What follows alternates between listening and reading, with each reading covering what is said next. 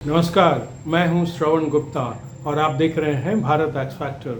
आपको ये जानकारी होगी कि भारत ने ये फैसला किया है कि पहलगाम में जो आतंकवादियों ने हमला किया था और उसके बाद फिर जो ऑपरेशन सिंदूर हुआ जो अब तक जारी है, उसके बारे में वो भारत जो है अब पूरी दुनिया को बताएगा। तो भारत ने जो है प्रतिनिधि मंडल जो है भारत भेजेगा इन देशों में। 32 देशों में जो है भारत के ये जो 7 प्रतिनिधि दल बनाए गए हैं, जिसमें पक्ष के लोग भी होंगे और विपक्ष के भी, मतलब बीजेपी एनडीए के भी लोग होंगे और जो अपोजिशन की पार्टीज हैं उसके नेता भी होंगे, उसके एमपीज भी होंगे। तो ये डेलीगेशन जो है 32 देशों में, ये डेलीगेशन अलग अलग देशों में जाएंगे और उन्हें बताएंगे। मोटे ऑफिशियली तो यही है कि पहलगाम में आतंकवादी हमला और इसमें पाकिस्तान का हाथ प्लस ऑपरेशन सिंदूर, इन चीज़ों के बारे में जो इन देशों के जो नेता हैं उन्हें बताया जाएगा, इन देशों को बताया जाएगा। लेकिन क्या हम सचमुच जो है ये इन देशों को सिर्फ बताने जा रहे हैं?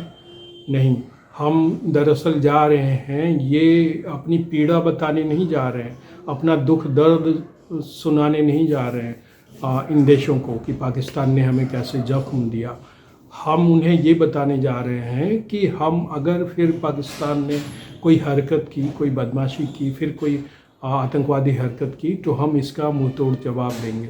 दरअसल हम ये बताने जा रहे हैं इन देशों को। और दूसरा हम ये भी बताएंगे कि अब हमसे, मतलब भारत से शांति और संयम की अपेक्षा जो है दुनिया ना करे, खासकर यूरोप ना करे, क्योंकि यूरोप जो है बहुत ज़्यादा भारत को ज्ञान देता रहता है, उपदेश देता रहता है। अगर आपने पिछले कुछ दिनों से विदेश मंत्री जो हैं हमारे एस जयशंकर, उनकी बातों को सुना होगा, तो उन्होंने कई बार जो है यूरोप को लताड़ लगाई है और उनके मुंह पे ये कहा है कि भारत को जो है एक सहयोगी देश चाहिए, उसे उपदेश देने वाला पार्टनर कोई नहीं चाहिए जो हमेशा उसे उपदेश देता रहे। तो यूरोप को खासकर ये बताया जाएगा, अब हमसे आप शांति और संयम की अपेक्षा न करें। ये बदला हुआ हिंदुस्तान है, ये 1994 का हिंदुस्तान नहीं है जब यहाँ कांग्रेस की नरसिम्हा राव की सरकार थी। तब जो है वाजपेयी, अटल बिहारी वाजपेयी के नेतृत्व में एक प्रतिनिधि मंडल जो है संयुक्त राष्ट्र मानवाधिकार आयोग पहुँचा था, जिसको लीड कर रहे थे अटल बिहारी वाजपेयी। वहाँ जाकर जो है भारत ने जो है वाजपेयी के जरिए पूरी दुनिया को बताया था कि कैसे हम आतंकवाद से पीड़ित हैं और कैसे पाकिस्तान जो है हमें आतंकवादी घटनाओं, हमलों के जरिए हमें जख्म देता रहा है। अब ये बताने का समय नहीं है कि भारत आएगा और बताएगा आपको, भारत अब जवाब देगा।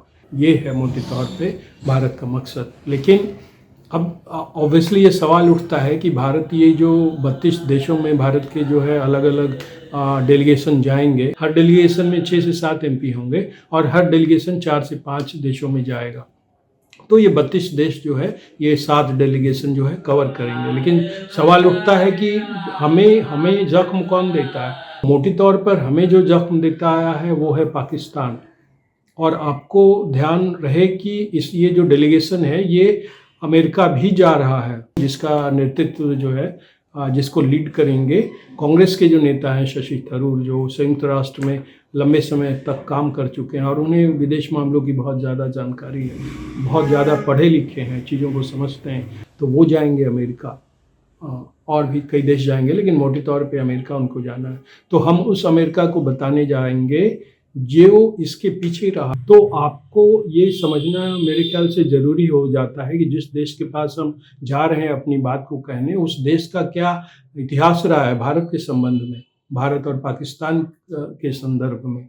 तो ये वही अमेरिका है जिसने पाकिस्तान को न्यूक्लियर पावर बनने में मदद की। और इसकी जो पृष्ठभूमि है, अगर आप 1965 से देखें, तो दरअसल 1965 में जो भारत और पाकिस्तान के बीच युद्ध हुआ था, उसमें भारत के हाथों पाकिस्तान ने ज़बरदस्त जो है मुँह की खाई थी। और उसके बाद जो वहाँ के विदेश मंत्री थे जुल्फ़िकार अली भुट्टो, उन्होंने जो है ऐलान किया था कि हम 1000 साल घास फूस भूखे रहें, लेकिन हम न्यूक्लियर बॉम्ब बनाकर ही दम लेंगे। ये कहा था पाकिस्तान के विदेश मंत्री जुल्फ़िकार अली भुट्टो ने भारत के हाथों 1965 की लड़ाई में मात खाने के बाद। और दरअसल इसका भी एक बैकग्राउंड है कि उन्होंने ये बात क्यों कही थी। तो दरअसल 1960 में जो अमेरिकन प्रेसिडेंट थे आइजनहावर, उनकी एक पॉलिसी थी एटम फॉर पीस। उसके तहत जो है पाकिस्तान को 1960 में कराची के लिए एक परमाणु बिजली घर मिला था। और फिर 1965 में रावलपिंडी के में जो है ये एक शोध रिएक्टर मिला था, परमाणु रिएक्टर। भारत को भी दरअसल इसी योजना के तहत जो है कनाडा से साइरस जो है वो परमाणु रिएक्टर मिला था। भारत को जो मिला था ये कनाडा से रिएक्टर, परमाणु रिएक्टर, उसके ईंधन की सप्लाई की जिम्मेदारी थी अमेरिका से। तो ये जो है ये तो इसका बैकग्राउंड है। फिर इसके आगे हुआ क्या, 65 की जंग के बाद फिर 64 में, एक साल पहले ही जो है चीन ने जो है परमाणु विस्फोट किया था, मतलब वो परमाणु ताकत बन गया था चीन 1964 में। उसके बाद से फिर जो है चीन ने उसकी पाकिस्तान की मदद की परमाणु ताकत बनने में।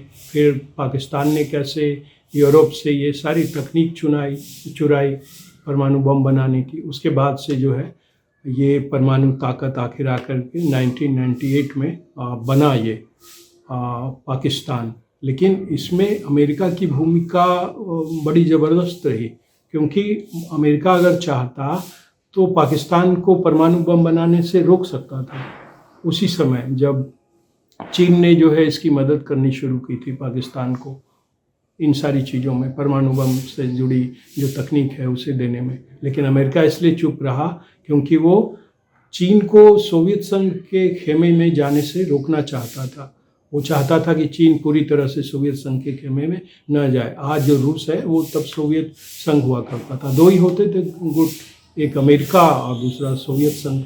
तो इसलिए अमेरिका जो है चुप रहा। फिर अफ़गानिस्तान में जो है सोवियत संघ आ गया, फिर पाकिस्तान के मज़े आ गए।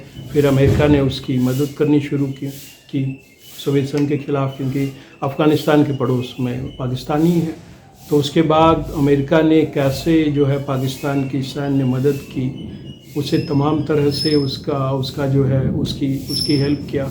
इवन सेंटो बनाया अमेरिका ने 1954 में, मेरा ख्याल है। उसमें जो है पाकिस्तान भी मेंबर बना।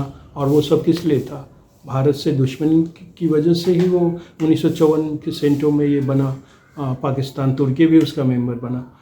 तो ये तो बैकग्राउंड है मतलब अमेरिका की, कि कैसे वो हेल्प करता रहा पाकिस्तान की। और इसके अलावा देखिए, अभी अगर हम अभी आएँ तो अभी भी जब ये पहलगाम का हमला हुआ उसके कोई 2 दिन बाद ही 2-3 दिन बाद ही जो है IMF की मीटिंग थी। लेकिन IMF की मीटिंग में भी जो है पाकिस्तान को मिल गया लोन। बगैर अमेरिका के इशारे पे ये हो नहीं सकता। तो अमेरिका को ने जो है पाकिस्तान को लोन दिलवा दिया, बजाय इसके कि वो खड़ा रहता भारत के साथ और वो कहता कि भाई भारत के खिलाफ जिन लोगों ने साजिशें रची हैं, जिन लोगों ने यहाँ के लोगों को मारा है, जिन आतंकवादियों ने, वो पाकिस्तान भारत को वापस सौंपे। अमेरिका को कायदे से तो ये कहना चाहिए था पहलगाम के बाद, लेकिन अमेरिका ने ये नहीं कहा। उल्टे उसने जो है पाकिस्तान को लोन दिलवा दिया $1 अरब का। और तो और अमेरिका ने अभी बांग्लादेश की मदद की है, $1300 की मंजूरी उसने दिलवाई है IMF से। और ये लंबा रहा है सिलसिला, पाकिस्तान को जो IMF से मिलता रहा है लोन। 24 बार वो IMF से लोन ले चुका है। और चौथा सबसे बड़ा जो है देश है जिसने, चौथा सबसे बड़ा देश है लोन लेने, IMF से लोन लेने वाला। तो इसके पीछे कौन है, अमेरिका ही है। तो उसी अमेरिका के पास जो है अब हम जा रहे हैं ये सारी बातें उसे ये बताने के लिए। क्या अमेरिका को पता नहीं है कि हिंदुस्तान को जख्म देने में, चोट देने में सबसे आगे पाकिस्तान रहता है? ये तो पता है अमेरिका को।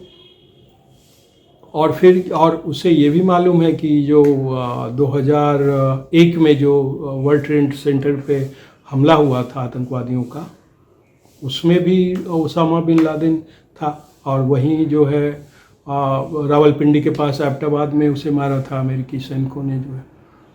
और इवन जो वर्ल्ड ट्रेड सेंटर पे जो हमले हुए थे उसमें हमला करने वाले में भले ही आतंकवादी कोई पाकिस्तानी का नहीं था, लेकिन एक शेख अब्दुल शेख मेरे ख्याल से था, वो योजना बनाने वाले में शामिल था और वो पाकिस्तानी ही था। उसका नाम हो सकता है मैं कुछ ठीक ना बोल पा रहा हूँ, लेकिन वो मेरे ख्याल से अहमद शेख ऐसा कुछ नाम था उसका, जो रावलपिंडी में पकड़ा गया था। तो ये सब तो अमेरिका जानता है भाई, अमेरिका को पता है कि पाकिस्तान की हरकतें क्या है, लेकिन तब से अब तक मतलब उसे परमाणु ताकत बनाने में मदद करने से लेकर अब तक जो है अमेरिका पाकिस्तान के साथ ही खड़ा रहा है। और ताज़ा तो देखिए, अभी मैंने आपको बताया, ये मौका था अमेरिका के लिए कि वो भारत के साथ खड़ा दिखता।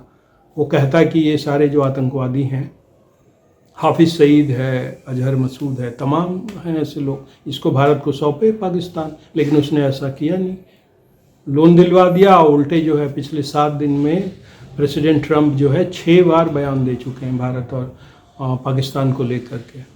फिर उसी पुराने दौर में लौट गए हैं जब उसने भारत और पाकिस्तान को एक तराजू पे तौल दिया है, कहाँ शहबाज शरीफ और कहाँ नरेंद्र मोदी, लेकिन दोनों की तुलना ट्रंप ने कर दी है। तो ये बैकग्राउंड है अमेरिका का, जिसे बताने जो है जिसके पास हम जा रहे हैं अपनी बात रखने।